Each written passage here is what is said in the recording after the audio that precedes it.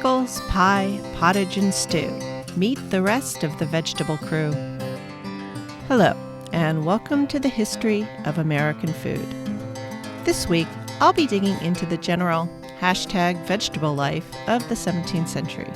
While there were no salads for the commoners, the 17th century colonists, both free and enslaved, did eat dishes that were all or mostly vegetables all the time. We'll do an overview of what was eaten, but we'll also look at how some of the earliest colonial divisions lie in the 17th century colonial vegetable attitudes. So pull up to your place at the table and let's dig in. Stop me before I rhyme again. To get at the vegetable variety of the 17th century, I've had to go into manuscript recipe land. All I can say is, ow, my eyes. Before the 18th century, there were barely any cookbooks. Instead, anyone, and that was far from everyone, who had written recipes. They were collections of personally collected, handwritten recipes. Most cooking knowledge simply lived in the brain. When recipes were written in a book, these written compilations typically spanned several generations. Karen Hess, in her extensively annotated edition of the Martha Washington's cookbook, did much to help me place a recipe in time and on the social ladder. Does it have sugar? Rice? What spices are used? How many steps? How many different kinds of food are combined? What's the cooking vocabulary? These are not absolutes, but it does help orient undated recipes in time. Aside from reading some occasionally faded 17th century cursive, the amusing problem of these recipe collections is that they were collected in these blank books. Paper was limited and children were children. They would scribble in them, practice writing their names. Someone would doodle a leaf.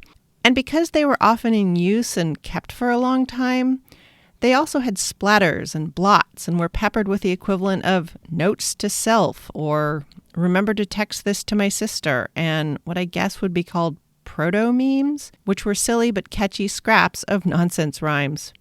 So, in conclusion, Peter, Peter, pumpkin eater to you too.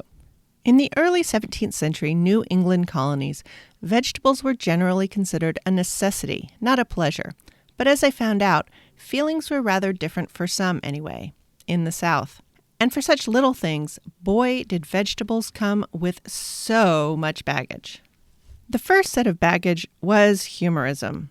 That was that carryover from the Middle Ages, which assigned properties and qualities to all foods depending on how it made one feel and how close to the sky or the ground it grew, or how the guy writing the book felt. While humorism might have been on the wane with the English nobility and the rising merchant class, among religious refugees, soldiers, adventurers, laborers, and servants, humorism was in full effect. And in the worldview organized by humors, vegetables were generally the pits. Well, the worst. Fruit had pits. And because fruits grow up off the ground closer to heaven, they were better than the common vegetable matter, which, as we know, is typically low and close to or even, gasp, contained within the earth. Vegetables, by most Europeans, were considered cold and damp, so phlegmy, or cold and dry, or choleric. But even worse than being lowly down there in the dirt was a propensity to cause bloating, discomfort, and wind, which makes me absolutely certain that children then, as children do now, found farting funny, especially by those that have been yelling at them to pray longer, sit still, show more respect, and stop picking their noses. Discomfort due to bloating aside, and let's face it, between breaking teeth on tiny rocks, the occasional bout of food poisoning, the growing scourge of tooth decay due to increased sugar consumption, the occasional mushroom poisoning, a bit of hallucinatory ergot poisoning due to moldy rye grains, there was quite a bit of discomfort to be had from 17th century food. But for the proper, self-important, religiously upright, or tobacco-wealthy colonist, looking ridiculous in front of the children, the help, and the help's children was at the absolute bottom of the list of what they wanted to do. So with the whole thing of being associated with the cold, dark, damp earth and wind making and simply not being meat, there were lots of ways vegetables could be bad, very bad, or possibly evil. Have I mentioned witches yet?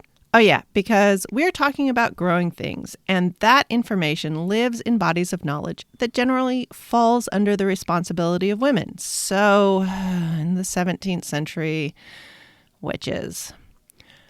So, what were these lowly but necessary vegetables consumed by said proper colonists, possibly wayward women, their children, their help, and the children of the help? Well, for the 17th century, you may have noticed that I have been very northeast facing. All Massachusetts colonists, a little Rhode Island, some Virginia, but very little south of that. This has been mainly due to documentary reasons. I mean, I read and summarize other people's research, and if there are not any or many documents from the period, I've got nothing to report. I freely admit my research also has some holes because I'm working at the public library plus home internet search level of research. This is also the point at which I will again plug the wonder that is a good public library system. I mean, between their own collections and the near magic of interlibrary loan, I have gotten access to some pretty great stuff. But back to the vegetables. There's some awesome recent archaeology and ethnobotany in North Carolina. In the last couple of decades, researchers from many parts of history have been combining forces. Food, archaeology, forensic type DNA testing on food remains, genealogy of the enslaved African Americans. All this has led to brand new insights on what people were eating in the Southeast, especially among people who were not keeping journals, or if they were not preserved lovingly by relatives, foundations, or historical societies.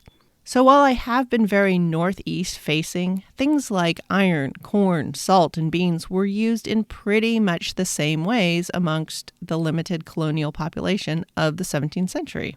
In the 17th century colonial kitchen, there were just not that many ways that things were cooked, and vegetables were no exception. One pot cooking was the name of the game, so most meals boiled down to, and why do I keep doing that? They boiled down to pottage and stew, or simply cooking vegetables to a mush to be spooned up with gobbets of meat. Both New England and the southern colonies had stew because, as we've discussed, there was always stew. Those large iron pots are made for stew, and since at this point just about everyone had 17 jobs they had to do in order to stay warm, stay fed, keep the kids alive, and pay back the loan to the investors that got them here to the New World, stew that would just cook unattended was essential. Pottage was basically vegetable broths thickened with grain or peas, and would be the other way most people ate when it wasn't a feast or not company food. Pottage was especially favored as a filling food and a portable one. This was a much faster way to cook grains than in breads, and cooled pottages would solidify and could be sliced, wrapped in a cloth, and taken on the road or out in the field. And everyone had pickles. And it seems with the varieties and frequency of which they were spoken of, everyone loved pickles. Anything that could be kept long and eaten without much more preparation was definitely appreciated. Vegetables would be boiled in salt and vinegar brine. Now you may ask, what about lacto-fermented pickles? Well, that came more with the Central European and Germans, and we'll get into that in the 18th century. But in the 17th century, pickles would be eaten nearly year-round, but were appreciated most during the winter to brighten up the repetition of cornmeal mush, cornmeal rye bread, and dried fish or bear or deer or whatever. Pie, on the other hand, was a little more complicated. As understood in the 17th century, pie was usually a paste or dough made into a baking dish or holder for the contained foods. Unlike stew and pottage and sauces, pie was a food that required an oven, or at least a Dutch oven, rather than just a pot, and it required wheat. Early on, New England had almost no wheat at all, but from Virginia and south, there was wheat. And in the 17th century colonies, at the very start, although pie was popular in Europe as raised pies, hand pies, pasties, or empanadas, there just wasn't much pie in the future America. And what pie there was would usually be savory, a mix of meat and vegetables or cheese and vegetables, except for this one thing where the southern colonies had a total winner. Vegetable products, and when we get there, fruits, was a place where the north-south divide became very apparent. It was partly the weather, but it was also social organization and a split in how money was made. In an overgeneralization, north of Virginia, the colonies mined the land for valuable things, for lumber and timber products, for fish and for furs. Virginia and south, while the soil itself was mined, it was not particularly well cared for. Growing and harvesting tobacco, wheat, and corn was where the money was. In New England, farming was in addition to profitable activity.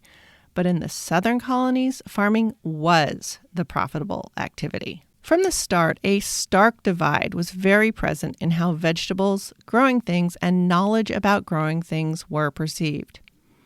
Up north, the Pilgrim separatists and the other sects of Protestants, the adventurers, the younger sons, the orphan teenage girls, all the people seeking a better or at least a different life, were moving straight from England.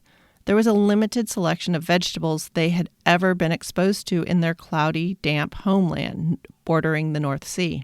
That said, here's what they commonly brought: carrots, parsnips, onions, scarrots, also known as crummock, leeks, turnips, cabbages, and cauliflower. These were all hearty filling items that would grow in the damp, cool climate and would store well to stretch out winter food stores, and were all pretty low maintenance to grow. But between humorism and the need to cook out the bad and the practical fact that these are all in the dirt, they would never, ever, ever be eaten raw. While I'm sure most of these items are familiar, the one that was a head-scratcher for me as I pored over recipes was the scarrot. This is a more distant cousin of the carrot and parsnip. The root is the part that gets eaten, and when dug up, it looks a bit like the claw of an underground monster. The roots grow in bunches of about 4 to around a dozen and are like thick fingers, knobbly and grayish white, and are even jointed. Apparently, they have a pleasant vegetable sweetness and are nicely starchy and filling, but are a ton of work to clean. Also in the North, because there were many more men than women, because of the desire for meat and grains over any vegetable fare, and because both Native American and 17th century European culture went in for lots of gender segregation, especially when meeting foreigners, the food ways of the local tribes, especially when it came to plant lore, foraging and cookery was mostly not exchanged between the two groups of women. Plants that were similar were adopted, but new items, and especially those vegetable crops that were foraged rather than cultivated and required particular processing, were generally ignored by or unknown to the colonists. And then there's the witch problem. Many of the new Protestant and separatist groups coming to New England in the 17th century were particularly excited about having a Bible they could read. Many had even literally risked death to own one. These Vulgate Bibles, a Bible in the language that was spoken by regular people, were all the rage.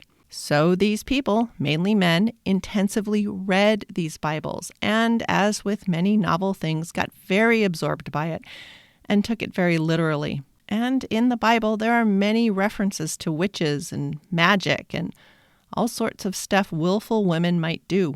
So for many 17th century English people, witches were pretty real.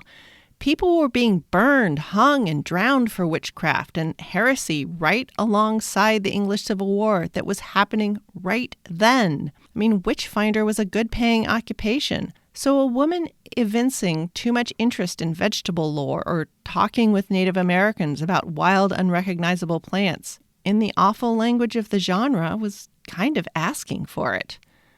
And witch hysteria, shunning, trials, banishment, and executions did all come to New England in the 17th century. So what with vegetables not being particularly liked in the first place, being in the dirt, not being worth any money, largely women's work, and where too much curiosity about them could really get you in trouble, in the northern colonies, vegetables were kept to the very, very far edges of food. In the colonies from Virginia and south, things were different. Here, cultivation was the way money was made.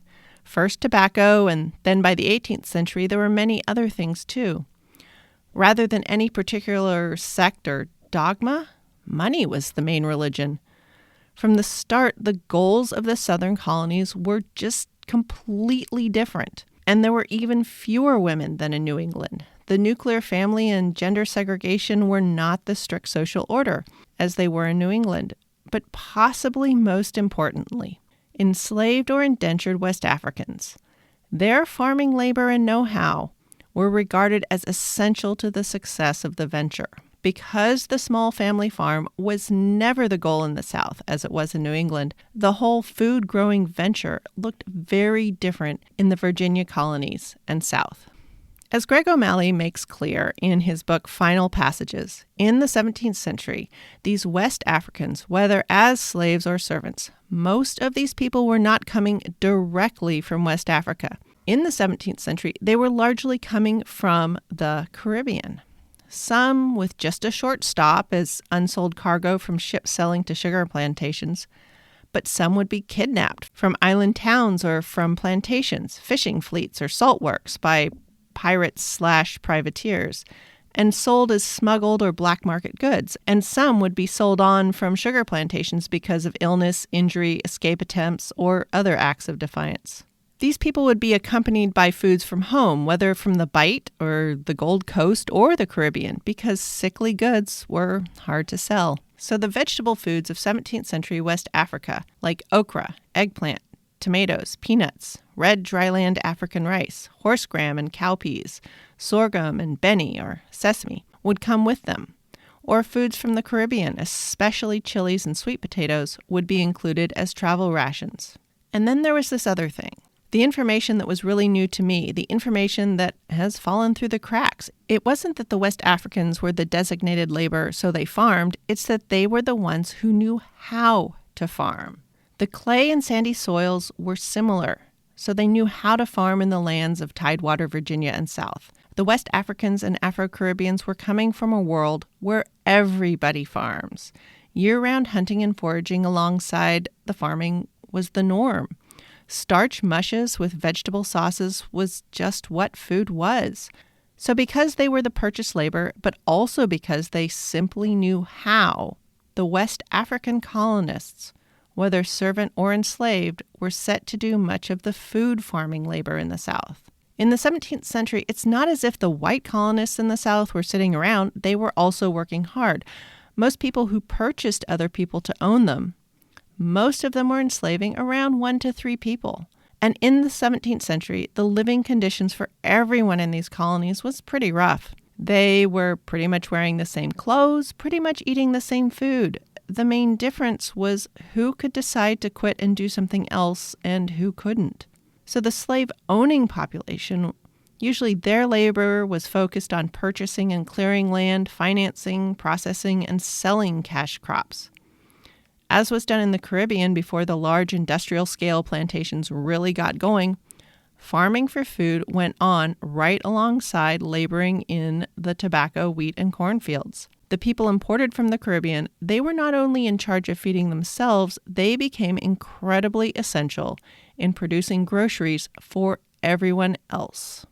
Unlike many of the 17th century European colonists, who were often landless city people, discharged soldiers, and day laborers, the West African colonists were village kids who grew up farming and foraging, or were raised by women who grew up farming and foraging, and had a very strong oral tradition. They were also village kids who had been learning how to communicate with people who spoke dozens of different languages to survive during the last year or the last 5 years or the last 20 years of their lives. So when these purchased and transported West African people ran across the Native Americans in Virginia or in the Carolinas while they were hunting and foraging, both parties had ways to communicate and things to talk about. Communicating across color, caste, and culture lines was the way of life. Maybe they had seeds to share, maybe root preparation tips, maybe hunting lore to exchange. I like to think they even had jokes to tell about these white guys who were starving in a land of plenty, who couldn't take down a deer or a bird without a gun, and even then they weren't so hot.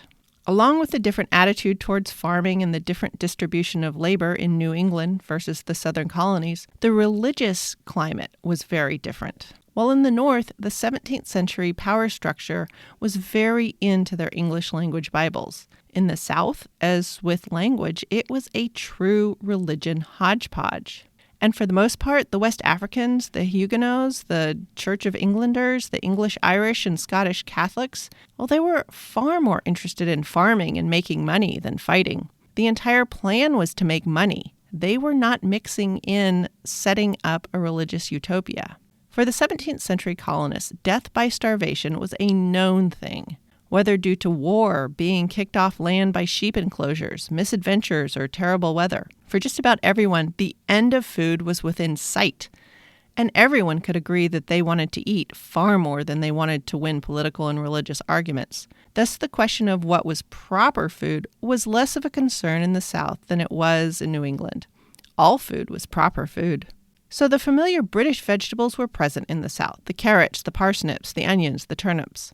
But unlike up north, where the British attitude was still leaves are for chickens and pigs, farmers and cooks in the South saw greens as food. Greens like turnip, mustard, kale, collards. All those were food. And because they would grow in the warmer, sandy southern soil, there were also sweet potatoes. And so the sweet potato greens. So here's the funny tale about sweet potatoes. They are a totally different family from the white potato. And we'll just all have to wait for the 18th century for me to go way down the potato hole. But the important thing right now is that sweet potatoes were a very big deal in the Caribbean. They were actually the first potato that went to Europe with Columbus. And as this sweet, shippable, storable thing that goes great with spices, they were a huge hit on royal tables in the English court. Sweet potato pie was something that was served with fanfare in the time of Queen Elizabeth. My brain had trouble with that idea. They were an expensive delicacy that the 16th and 17th century fashionable, wealthy English people were spending silver on. And just to make things more confusing, they were simply called potato and would continue to do that well into the 18th century. So, of course, as these Afro-Caribbean farm laborers, servants, and enslaved showed up, who were pretty darn good at growing food, including the sweet potato, and because the southern colonies were able to grow wheat first, they likely had sweet potato pie before anyone had pumpkin pie. I admit, I didn't know where this episode was going to go.